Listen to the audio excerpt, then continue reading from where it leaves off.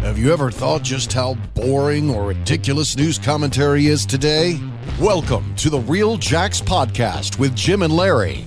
The Real Jax podcast. From crime and politics to entertainment, you can expect something different. Now, let's get real, Jax.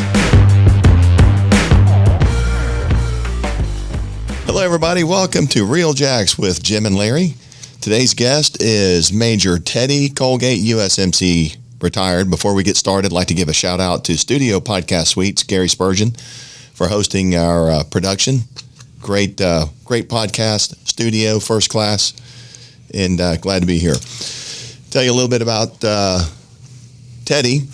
He enlisted in the Marine Corps in January 1990, retired after 22 years of service in 2012. His distinguished career, that's a tough word to say, included 6 overseas deployments and a stint at Marine Helicopter Squadron 1, HMX-1, coordinating Marine 1 flights at the White House Liaison Office. So that's a big deal. A lot of people don't know what that is. That as soon as I saw HMX-1, I was like, whoa. Initially assigned to the 2nd Angelico, he deployed to support Operation Desert Shield and Desert Storm in Saudi Arabia and Kuwait. After returning, he served next duty station at HMX-1 following a 3-year tour in Okinawa, Japan. He was selected for Officer Candidate School, earning his commission in August 1999. He deployed from Camp Lejeune to Germany, Kuwait, and the Republic of Georgia. Following those tours, he had the distinct honor of commanding Marines as Major in Saudi Arabia, Iraq, Afghanistan, in support of OIF/OEF. And you're going to have to tell us what that is, Terry, because I don't know what that is. At 5-Star Veterans Center, Major Colegate collaborates with multiple organizations and agencies to ensure the residents have the care and resources they need to maximize their potential. As outreach coordinator, he speaks with community members about the needs of veterans. Major Colegate is currently completing his master's degree in psychology. Man, you get more and more impressive.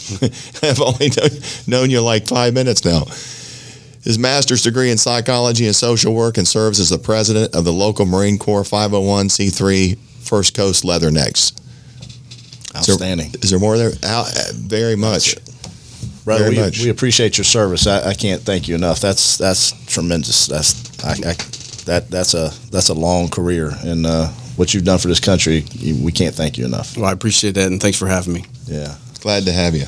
So we're going to let's hit our sponsors real quick, and we'll get into Teddy's story and what he's doing over there at 5-Star Veterans Center. Actually, it was in the zone that I worked in, so we'll get into that a little bit. Sounds good. All right. First, obviously, we've got Extreme Wings. As the first episode, I discussed, I went to work for them, for Cullen and Megan Sordiff, a great restaurant. They've got 4, actually, 12200 Atlantic Boulevard, 11565 North Main Street in Ocean Way, 160 Shops Boulevard, that's on 210 in St. Johns County, actually, and then 6337 Roosevelt Boulevard in front of the Target, right there by NES Jax. Family Sports Restaurant and Grill. It's more than just wings, and as I always say, they've got outstanding sweet tea, since I'm an aficionado of sweet tea, and obviously been to the bathroom 3 times before we started today, so yeah, it keeps me running. Tremendous Barbecue, 8927 Hurlong Boulevard. It's been open since 2007. Open Tuesday through Saturday, 11 to 8, and Sunday, 11 to 3. They got a full barbecue menu, and it's tremendous barbecue. Their sauces are phenomenal. The barbecue's great. The brisket and ribs are just, it's hard to compare. Wings, shrimp, fish, everything is homemade there. All the sides, everything. They can cater any size party or event, and they always do a big thing for first responders in September, which I always like to give them a shout out for that, because that's tremendous. Advanced Window Tint, my buddy Ricky Tillman's place at 5024 Sunbeam Road. He's got experience with, that goes back 30, 40 years in doing tent, back to when he worked for another auto glass place when he was a kid, and we hung out together. This business has been over 26 years, and I've known him well over that.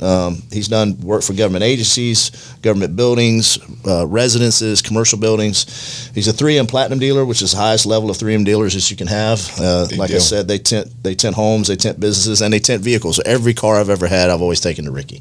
The work is phenomenal. It's 3M, and you don't, it doesn't turn purple and bubble up later on because he does it right, does it with the right kind of equipment. And then we got Secure One Alarms, and obviously, Jim, that's your business. So I'll let you give them Show's also brought to you by Secure One Protection Services, a company I started in 1986, serving Jacksonville for about 35 years now. Is that the math on it? 35 years. I lose track on that stuff. That's 35 years. That's a long time ago. We do just about everything in electronic security that anyone could need. So we're glad to be a sponsor. Absolutely, I appreciate it. So the first episode, obviously, we just had an open discussion, and it was just kind of the inaugural episode, and we wanted to have some in discussion, or at least the description of what this podcast will be. It's crime, politics, and entertainment, and if you watch the intro, it says interviews of notable figures, and I couldn't think of anybody. You meet people along the road in your job and your career and in life and friends and in other aspects, and you meet people that just have an amazing story. And do some really solid work for the community. And, I came across Teddy and his wife, and she told me what he did, and I ended up buying some raffle tickets. And just so y'all know, I never win a raffle. I mean, the union used to go to the union meetings, and everybody joked that Larry's donated more money today. I'd give $5-10, whatever, and I don't think I ever won the half and half or anything. But, I'm sure nobody will give me anything when this raffle's over, Teddy, but, at least y'all got my money out of it. And then, if anybody wants to donate, we'll get into that. But I want Teddy to kind of talk about his career and where it's led him as a whole and where he's ended up and the service he's given back to our veterans. So, Teddy, if you don't mind. Yeah, I appreciate that. And I can attribute most of my successes, I think, to my grandfather. He was a World War II Marine. My parents divorced when I was probably 8. And my mom and my sister and myself moved in with my grandparents, and it was a farm in Indiana, and we worked our tails off. And I think looking back, that kind of established some of the fundamentals and foundation for how I approach life. So freshman year of high school, we left Indiana, moved to St. Petersburg, Florida, so I could try to play baseball year round. That was my thing, and that was essentially my ticket out of small town America. And it was just my mom and I packed us up, moved us down there, and went to high school in St. Pete. And when you're 18 years old, there's 1,000 of you trying for one shot. So it didn't pan out for whatever reason, and I just did nothing for a few months, and I realized I had to do something with my life, and looking at my grandfather, and they were snowbirding at the time, so he would come down about half the year, and I kind of knew what I needed to do, so I enlisted in the Marine Corps, and off I went January of '90, and never really regretted that decision, because I was always able to have something dramatic, happen at right time. So less than a year in the Marine Corps, 19 years old, I found myself in, the first major war of our generation, basically, right. Desert Shield, Desert Storm, full of motivation, ready to save the world, ready to attack everything. And, this thing ends up being about a 100-day war. Yeah. So you're like, well, maybe next time. Right. Well, maybe next time. Next time really didn't happen for a good while. So I came back, and I'm still super motivated, ready to do all these great things. And then I get meritoriously promoted to corporal. And as soon as I was promoted, I received orders to HMX-1. And I was with Anglico at the time, which is one of the jump units in the Marine Corps, jumping out of planes, jumping out of helicopters. So I was living life. So I had these orders to HMX. I had no idea what it was for, what they were. I tried to turn down the orders, and they're like, HMX is an accepted command. You're going whether you like it or not. So I get up there, get security clearance, through the roof, and now I'm working in the White House Liaison Office, planning and executing presidential helicopter missions. Wow. So, at this point, I've been in the Marine Corps 3 years. So it's a pretty high confidence level they had in you. Well, and the scope of your what you've seen at that point is just it far surpasses your peers. So it started giving me more and more confidence, like you said. And and I was actually going to get out of the Marine Corps in 1996, and I had some friends. They were Secret Service because we were always together. So they were on the protection detail, and you had to be a college. You had to have your bachelor's degree to become a Secret Service agent, and I didn't have that. So they tried to talk me into doing the uniform division of the Secret Service, and it just wasn't as there. It wasn't, like, yeah, this is what I want to do. So I re-enlisted and took orders to Okinawa with the mindset that I'm not leaving there until I finish my 4-year degree, because I had a goal, And at that time, the goal was, become an agent, in one of the protective details. So go to Okinawa and just start going to night school. At one point, I had a schedule that I talked my boss into allowing me to work nights so I could be on the same schedule as back in the States, because there's about a 13-hour difference. And so I'd work from 11 at night to 7 in the morning, so I could make the phone calls and all these things. And the great thing about that was I was going to school at lunchtime. I was going to school from 16:45 to 7:30, and then again from 8 o'clock until 10:45.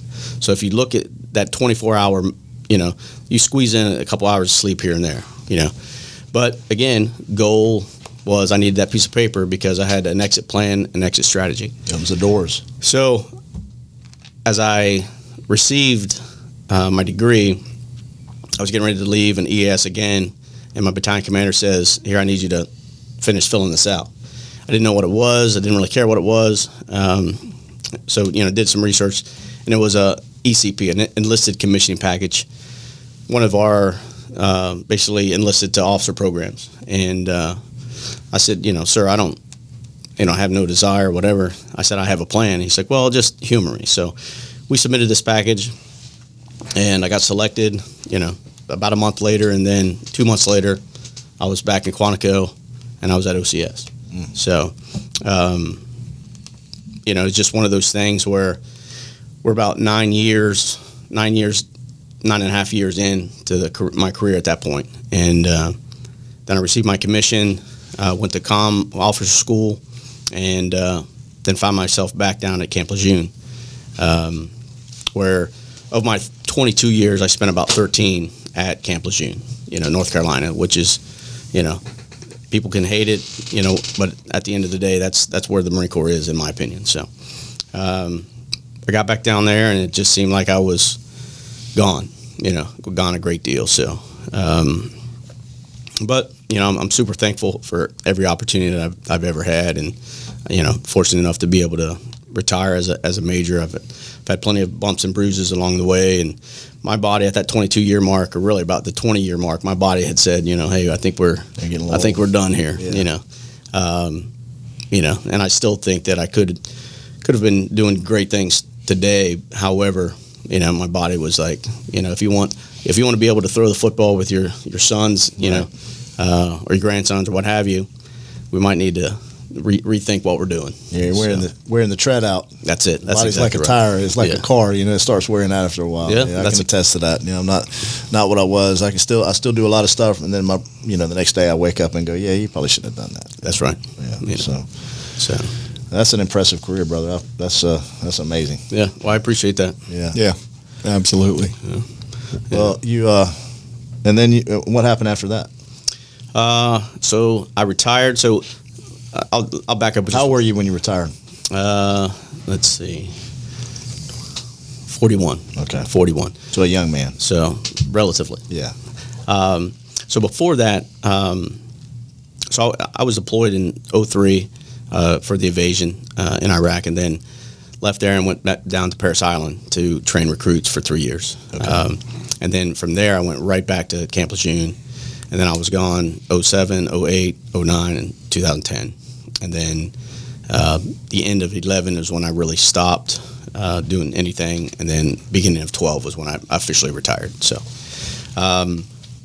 so when I retired, I had always had the passion to teach, and I wanted to give back, and always tried to implement, training programs and do something different for my guys on active duty and whatnot.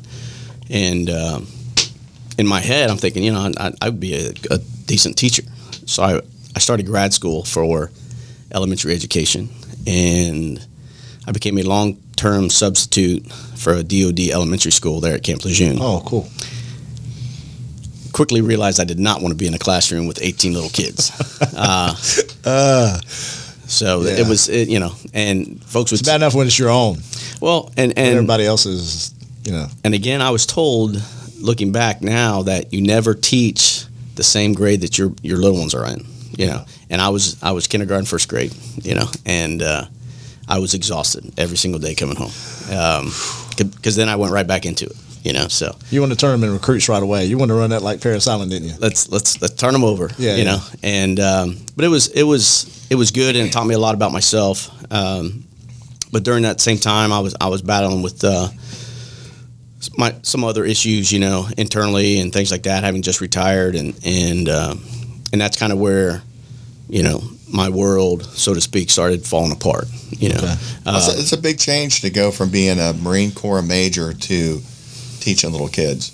That's a significant adjustment in your lifestyle. It really was. Mentally, physically, everything. Yes. And, for me, being in the Marine Corps for 20 some years, there's nothing that you can't do. Right. I was a problem solver. Guys came to me with all their problems, and we figured them out. And then I quickly found myself in a position where I couldn't figure out my own problems. Really? And the school was fantastic. The principal was just amazing. I stayed as long as I did because of the people, not because I enjoyed going there every single day, but just because of the people. And it was rough. So we ended up. I was married at the time. She was still active duty. So we ended up, she ended up getting orders to a different location up in Newport, Rhode Island. So we went there.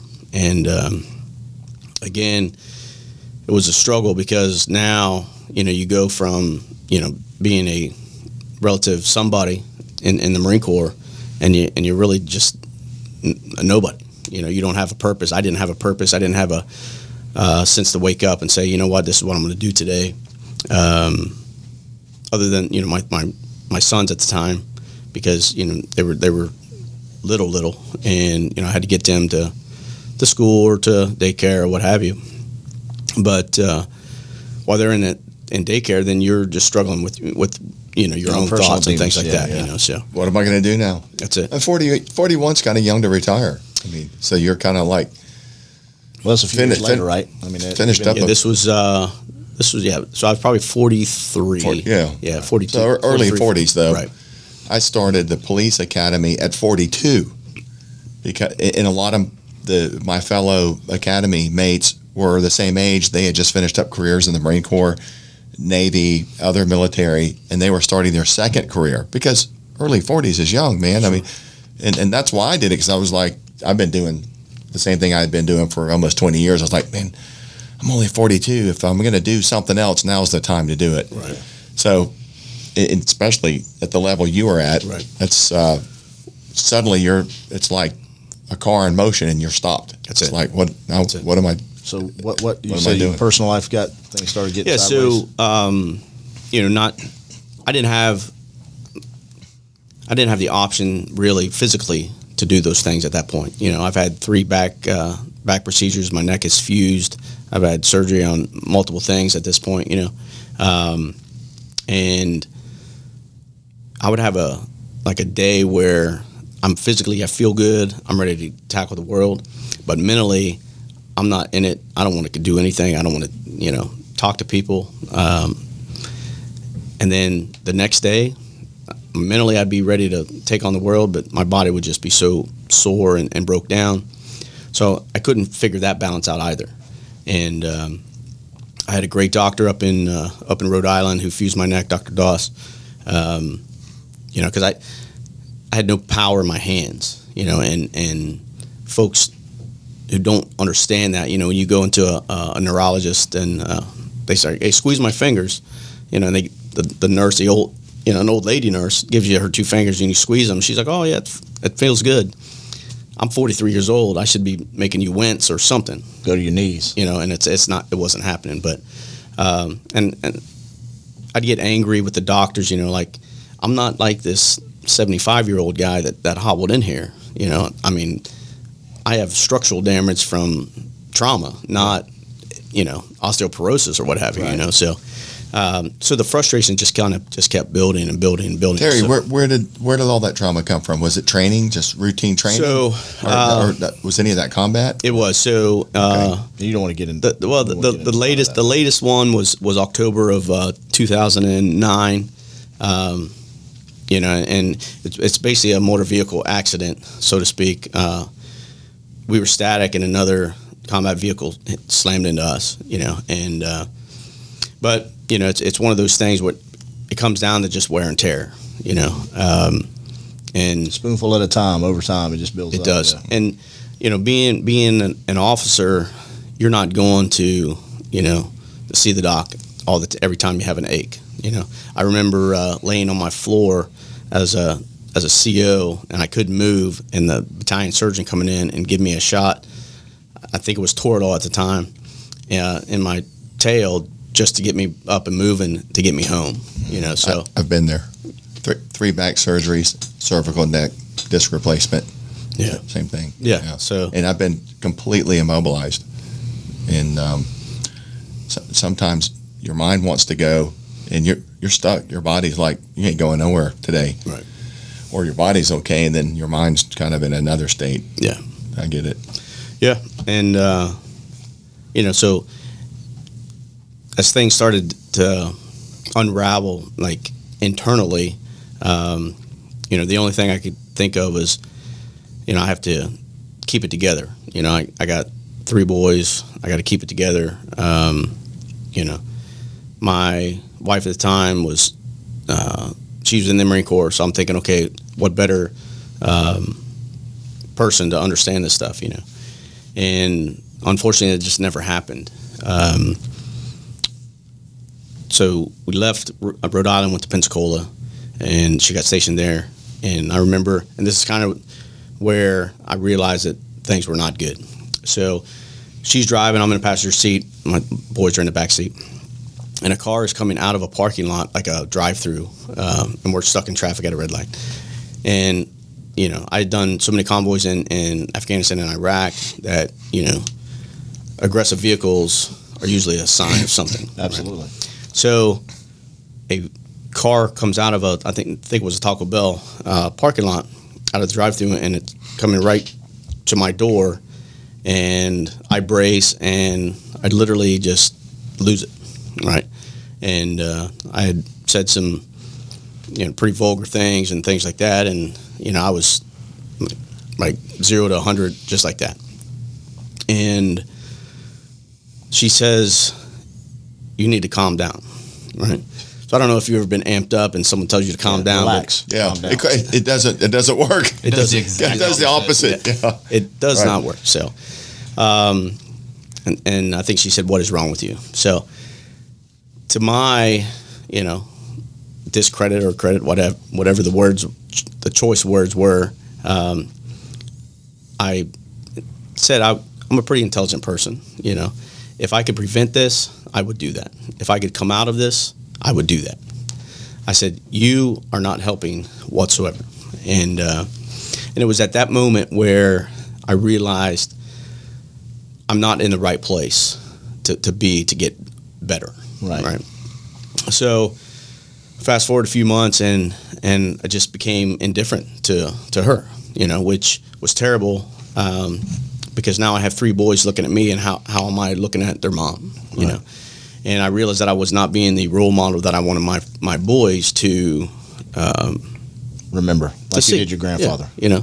Yeah. And it was tough. It was really tough. So, I decided I didn't really have any other choice. And granted, at this point, I was going to, I had group counseling every week. I had met with a psychiatrist every week, met with a social worker every week. Are you back in the States at this point? Yeah, I'm in Pensacola. Still in Pensacola. So, gotcha. Okay. So I, just trying to get my own life as stable as possible, because it's not good.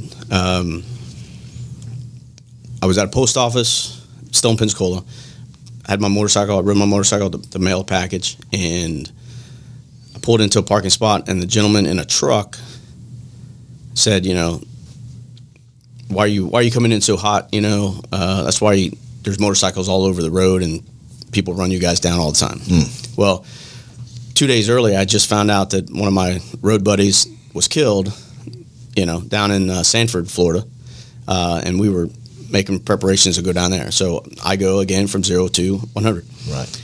And I tell this guy, listen, I don't know if you're coming or going, but I'm going to go mail my package. And when I come back, I'm going to be gone. I'm going to drag your ass out of that truck. I'm going to beat the hell out of you. Right. And there was this little old gal was walking, and I mean, she wasn't, 5 foot if anything. And I hold the door for her. I said, good afternoon, ma'am. She's like, good afternoon. And she walks in, got the other door. I go in front of her. She's standing behind me, and she keeps looking back, And finally, she leans up and she says, "I guess he's decided to leave," And I said, I got a chuckle, and I said, "Thank you, ma'am." I said, she's like, "Oh, none of my business. I just wanted you to know." I said, "I appreciate it." So I walked out, and ironically, I was leaving the post office and going to my psychiatrist's office, right? And this was where everything turned for me, because I told him the exact same story. I went from 0 to 100. He says, "Teddy, you don't walk around at 0, right?" Which is understandable now. I didn't understand it then. Right. So he says, "You don't walk around at 0. He says, "Your level of PTSD and trauma, you probably walk around 90. So from you to go 90 to 100. That's your baseline. That's your norm. That's it, And because I've always said that I don't know what normal is. I only know what I do to get through my days. And he says, you're about a 90. He says, "Our goal here is to bring you about walking around at a 75. And believe it or not, I'm probably close to 70 as I walk around now. Right. But it took a lot of, just push to have all these things happen almost simultaneously to realize that one thing, that it's okay not to be at 0. Whatever you are at, that's your goal, and I have good days and bad days, and actually I don't even call them bad days. I have not so good days, right. And when you think about it, that's a win for me, So there's a lot of guys out there that suffer from PTSD that aren't coping and aren't understanding it the way I do now. But I've also been doing this for 10 years now, getting intimately involved with my own internal stuff for 10 years. So that's why I'm able to do the things I'm doing now. And well, it's kind of hard, just the mindset, the mental, the machismo, we're infallible. We're indestructible.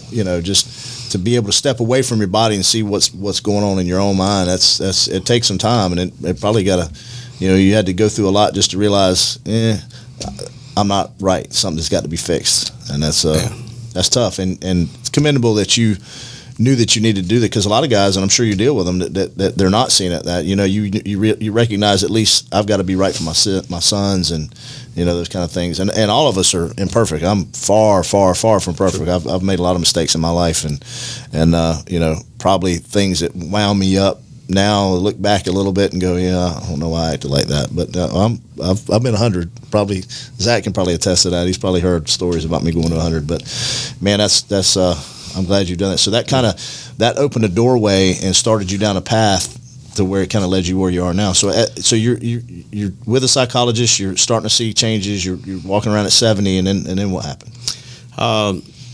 I was actually taking a tour of 5-Star Veteran Center. Here or somewhere else? Here. Okay. So 5-Star Veteran Center is here in Jacksonville off of Acme Street. They've been around for about 10 years, and Right off Atlantic and Acme, yeah. right, yes. So I just I was taking a tour, kind of our Leathernecks club here. We do a lot of veteran give backs and do a lot of donations and things like that we try to help veterans the best we can. And it was just one of those things where my path sent me over there, and I sat down and took a tour and legitimately fell in love with the mission. Right. And fortunate for me, the Lovings fell in love with me, Colonel Loving and his wife Susie. And they started that? They did.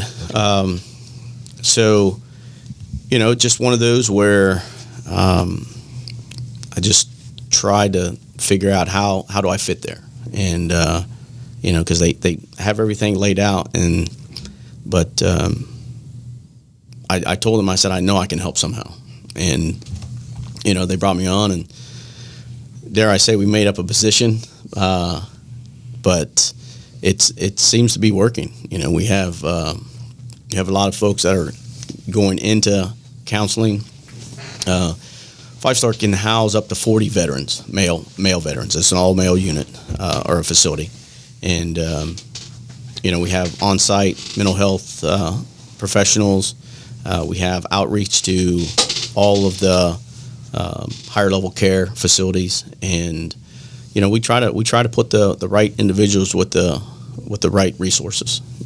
We say rebuild, reconnect, and rejoin, because when a individual shows up and they're at their, for lack of a better term, lowest point in their life, you have to rebuild everything. You have to rebuild them physically and spiritually and mentally, and we take our time doing that, and it's a slow process, and there is no cookie cutter. It's every individual has their own individual needs, so we try to target that individual and what they need, and then rebuild them, and then we start trying to reconnect them with maybe their former job, or maybe their family, children, getting them back to some sort of normalcy, and then we focus on the next phase, such as reintegration, and if it's education, if it's work, finances, if it's VA related where they don't have a VA claim, all these things we can do right there at 5-Star.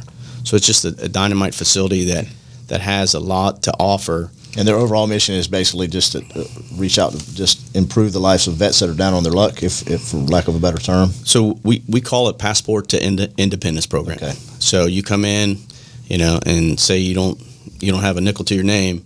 Homeless, whatever. Homeless, substance abuse, those kind of issues. Yeah, all of it.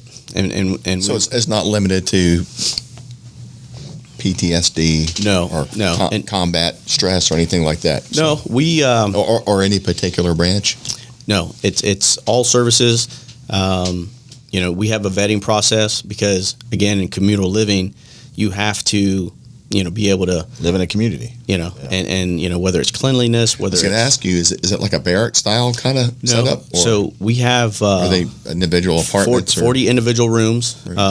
So we have 3 fingers in the one building, 3 fingers hallway, and individual rooms. Some have their own bathroom. Some are Jack and Jill style. So 2 rooms will share 1 bathroom. Right. But it's just we have a dining hall. We have a large kitchen, and we provide 2 meals a day, Monday through Friday, and then 1 meal on the weekends. Where do you get most of your funding from? Can you hear me okay? I can. So it's all privatized. So 501c3 or just as private company? 5-Star is a 501c3. Okay. So, but it's all privatized. We get a grant from the state. Governor DeSantis just signed for the 2022 grant, which is great. We get allocation from the city of Jacksonville, Wounded Warriors. So COJ contributes. That's part of their budget. Right. Wounded Warriors distribute some of their money Sure. to you. How about the federal government? I don't know. I don't think so. I don't believe that we're federally funded at all. Nothing out of the VA office, or No. Well, obviously you're connected to the VA. We're tied in with the VA. We have, good channels there with as far as the medical care, counseling, things like that. So, but we have a couple private donators. That was one of that question. Yeah, donations. You got other companies and people that donate. But we're there, and we're sometimes we're at the mercy, because. Y'all have fundraising events as well? We do. So one of our largest each year is our military gala, which is this year it's December 4th. And it's a big one. We usually have some pretty heavy hitters, from the community and surrounding areas that come in, and they get dressed up to the nines and suits and tuxes and long gowns, and everybody dances and has a They pay for the wonderful time. This event to go to this They event, do. and then all that money goes to. And that we have silent auctions, Okay. all those things. So I think they're working up a flyer and all that stuff right now. I know Kaylin was working on some of the fundraising already. So, but that's earmarked for December 4th. But that's one of the largest contributions that we'll receive all year. So, have you got other charities giving to you? Other 501c3s doing anything with y'all? I'm not sure. I'm not sure on the money side. I can't really speak on talk that. about that later. Yeah. I mean, there's some FOP Foundation might be one that could does do something. So you have a myriad of issues that you address with, and these people, are they there long term, or are they there for a period of time? You said Passport to Independence program. So how long do they stay there? So is it limited? Well, I mean, at some point, is it like, hey, you've been here 2 years, it's not, this isn't working, you got to go and make room for somebody else. Right. So the Passport to Independence program is 18 to 24 months, right? So call it 2 years. However, we're to the point now where if Five Star Veteran Center can no longer improve or increase your quality of life or set you up for the next phase of your life, right, then we're starting the exit process, right? Because you can't allow someone to just become stagnant in their own life, right, and their own progress. So what we're trying to do now is get a goal-oriented plan where every individual has a progress plan that whether it's employment, education, finances, housing, whatever it is, we have to show progress, and that's going to validate whether they stay or they end up exiting earlier than. So you have a plan, and it's kind of like. And you have the resources, obviously. We do. Check the boxes. All right, we got them. Y'all can find them outside housing and right. And we do. Okay. Yeah, okay. we so work. It's like a plan. You try to find housing, try to find them jobs, try to get them whatever, maybe mental health care counseling they might need, and medical treatment and everything, and then once they kind of fit all of the boxes or whatever, all the boxes are checked, they're good to go, kind of thing. Yeah. So the stability portion is the big one. So if we can get them mental health counseling, which stabilizes them, much like I had to do myself, medication if they need it. Then you work on the finance aspect, right? Because all this time we know they're safe and they're secure in their housing because we're providing it, with our center. So you don't worry about the housing up front. What you worry about is stabilization with the medicine and mental health counseling, and then you focus on finances. Okay, how can we get this individual to be financially stable, right? So however that avenue is, whether it's a VA claim, and they get compensation, for their ailments or what have you, that's a big one because a lot of them come in and they don't have that. So we do that for them or with them, and then employment. If we can prove critical that they are, employable and they can maintain, a job, then that increases their success rate of exit. Because if you can do those, if you're financially stable and you have a proven longevity of employment, the house port it can be easy, right, or a heck of a lot easier. Right. So we have organizations that help us find them suitable housing at that point, and then they'll start their exit phase. And it sounds like it all has to be done in a certain order. Like one of the first things that needs to be done is to get them okay or stable mentally and physically, because you can't find them a job until that's done in medically or whatever. Well, and you're right, and that's So it's Oh, wow. oh, okay. so that's kind of the all-encompassing snapshot. But again, depending on when that individual shows up, you never know. That's why you got to do the initial assessment. You never know where he's going to show up in that timeline or It'd be timeline. nice to be able to get this up on the screen for a minute before we wrap up today. Sure. Sure. If we can you give this to I don't know if you can. Can you pull up anything on there from their center? Is that on their website? It should be. Look for Passport to Independence. There you go. Yeah. Good idea. I don't know if it'll show up on the backboard. I know you can do stuff like that, but that's there it is. Passport And Gary Independence. can incorporate it into I'll send it the to Gary. broadcast. Yeah. But that's just one of the a baseline that we look at. We'll put that up in the podcast on the video so Sure. people can see that. Awesome. So Terry, It's on page. it sounds like you kind of found your Teddy. calling here. Teddy. I'm sorry. Yeah, that's right. That's right. I thought I called you Teddy earlier, and someone said it was Terry. So No. that's my bad. Though. That's all right. He calls me Gary. Yeah, it's a long. We'll get into that some other time. It's a long day. Yeah. First day. What's First Tim day. talking about over here? Exactly. Right. There you go. Yeah. I call my dog my son's name and my son my dog's name All sometime. the It's time. it's kind of weird, but Yeah. I haven't figured that one out yet. So Yes, to answer your question, Yeah, I think I have found calling. my calling. I think I found the right place that, for whatever reason, wanted me to land here. And that's a good feeling, I bet. Though you go back to when I originally retired, right? And what was the thing I said? that lost feeling. Yeah, no sense of purpose. You have no drive to do anything. I wake up, I take care of my boys, get them to where they need to go, and then I worry about me doing absolutely nothing. The rest of the except day. drive myself crazy. Yeah. Yeah. And now, In your own head, just living in your own head all day long. That's That's not, it. yeah.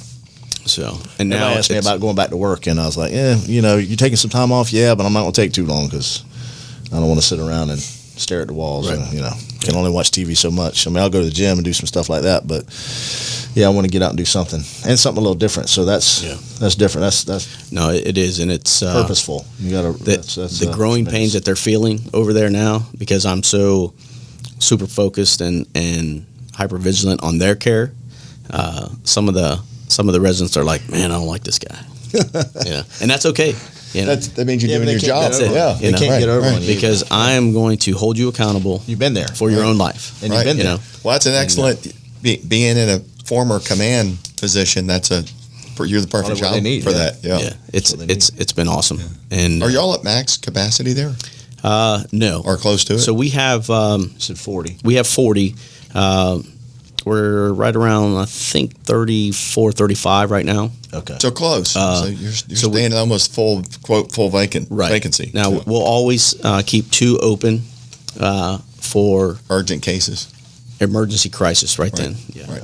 And so we try to do that. And You go up to 38 and then hold it. yeah, Yeah. and it's tough because, you may get a guy that comes in and he's an ideal fit, but we also get folks that come in and Take advantage of it. and they're not a fit. Right, you right, know, right. And looking a grown man in his face and telling them that, sorry, we can't help you.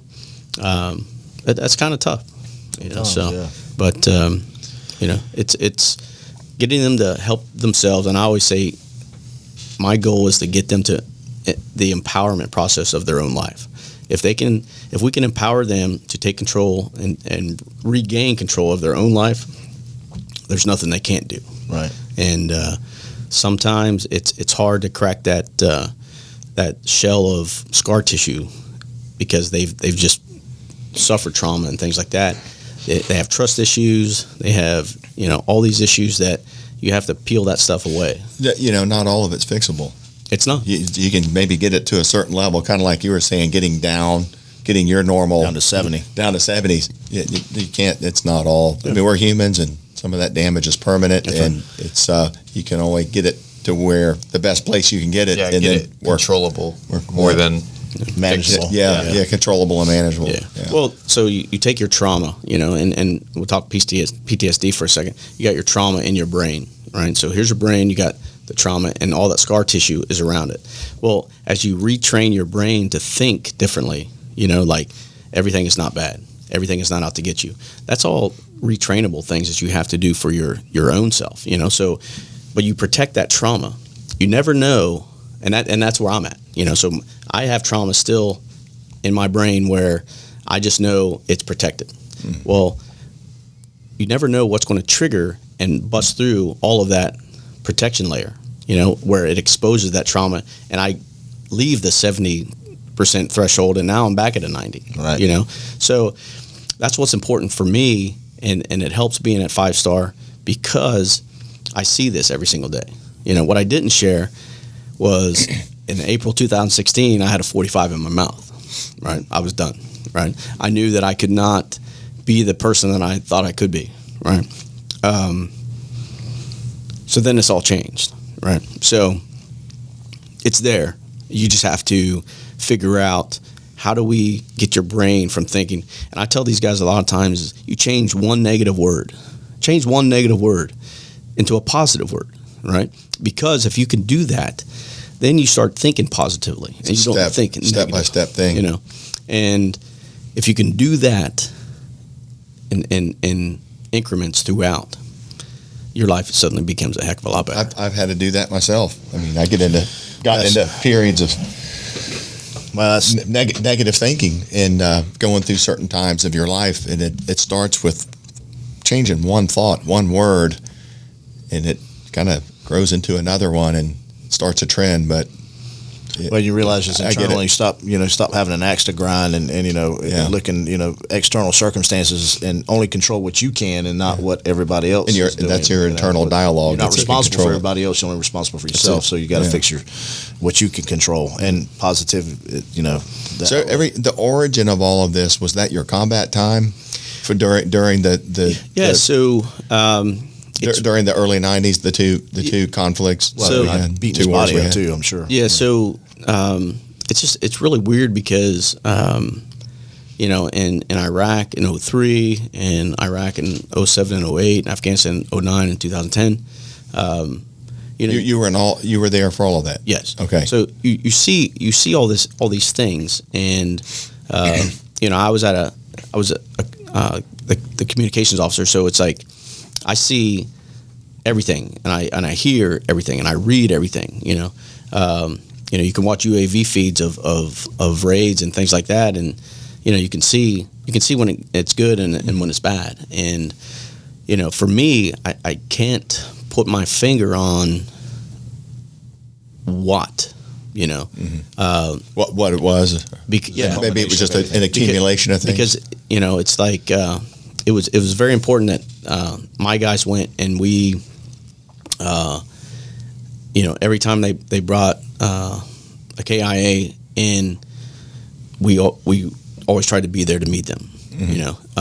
Is this like a random, or people that you worked with, people you knew? Well, I mean, it's random. So some of that was part of your unit or something. Yeah. Okay. So it's just it's weird because it's hard for me to put a finger on what one specific incident. And I don't know if it's remorse for that I didn't do more. Remorse that it's when someone is killed. And you're not, right? It's a little guilt. It's okay. So my survivor's guilt. My prayer chain was stronger than his, basically, right? Right. Because my prayers were answered and his were not. Right. What makes me special, right? So you think about those things, and there's guys out there that are way worse and did way more and saw way worse things, right? Right. For me, when I walk into a room, I see 20 guys, right? And I know there's 20 different struggles happening. I don't try to compare. I don't try to make it competition. I don't try to understand. But what I do try to do is have an appreciation that there are 20 different struggles going on with those 20 individuals. Right. And I think so much in our society That's leadership, though. If we can just that relegates back to any kind of leadership. That's right. If we can just take a pause and you know what, life is not a competition. I want everybody to be successful. I just don't understand some of that stuff, and it frustrates me. I think a lot of people don't understand. I mean, look at big bad Larry here. You're a big bad looking guy, but people don't understand that. And the police works very similar to what you did. That human beings, regardless of how big, bad, and tough you are, if you're any kind of a decent human being, that stuff's going to affect you. Sure. Seeing that stuff on a day-to-day basis, seeing things happen to your friends. Well, you're a problem solver, like you talked about earlier. You're a fixer. Yeah. And then you look back and go, you can't fix it. I should have fixed this. How could I fix this? Right. Yeah. So, and I've done that in my career. You get guys that Get mad because you can't fix something. Guys that got shot or killed. I mean, there was one specific case in mine, Joey Burtner. I left a squad and went to work for another squad. And I went to work for the cops unit back in the day, and Joey came on and took my spot. Remember that? All that. Yep. And then they responded to a suicide call, and the guy it was a setup. He wanted to shoot police officers, and he got shot. They kicked in the door. It was kind of a joke. The guys he was on the squad with were friends of mine, Gideon Brown, those guys, and he kicked the door because it was basically a check 77, make sure the guy was okay, because he said, by the time you hear this, I'll be dead. So they wanted to go in and try to see if they could save him or find him. And he kicks the door, and they're laughing, and that's all the ass you got, rookie, and he kicks the door again, and when he did, that guy pushed an AK out the door and shot him right, center mass, and then they took off down the steps. There's no landing. They're jumping off the steps. He's firing rounds at them. He comes out the door and takes his weapon, takes Joey's own personal sidearm, his Glock off his side, and shoots him, right there, point blank. Yeah. And he's firing rounds, and one of the guys was a former Marine. It's bad. Joe Hardiman. And Joe was wanting to leave cover, and he's getting emotional. It's like, I got to go get him, and it was a long shot. I showed up later, but it was the actual squad I owned, the beat that I rode. So it kind of carried that home with me a little bit. So looking back, and then knowing the Marine Corps, obviously those wars that's a lot different. I mean, that's that level all the time. So that's what they deal with, man. That's tremendous. Well, how can we as a community help you and 5-Star Veteran Center? Well, I think just getting awareness out there, but it's not just our centers, because there's veteran homelessness out there. Absolutely. And it's rampant. There's veteran addiction out there, and it's rampant. And there's guys that walk the streets or their jobs or what have you that struggle with PTSD. And I think just awareness for us. I mean, obviously, any donation helps. I think I saw something today. What's the website? 5starveteranscenter.org, I believe. Okay. Yep. Crawfish got that. So that's one of those things where anything helps, and they say that I think $150 donation gets a veteran a month of counseling. Okay. You know what I mean? So that's not much. It's really not. Yeah. So I don't know if that number is 100% accurate. I read something today, but it's just I always say if you reach in your little heart and you just turn it to I give a damn, close enough. So that helps all of us, and these guys, they deserve it. They deserve the best that we can give them, and that's what I'm trying to do every single day. And Major, sounds pretty. God's blessed them with you. Yeah, I hope so. I hope so. So yeah, but it's life is good, and I now.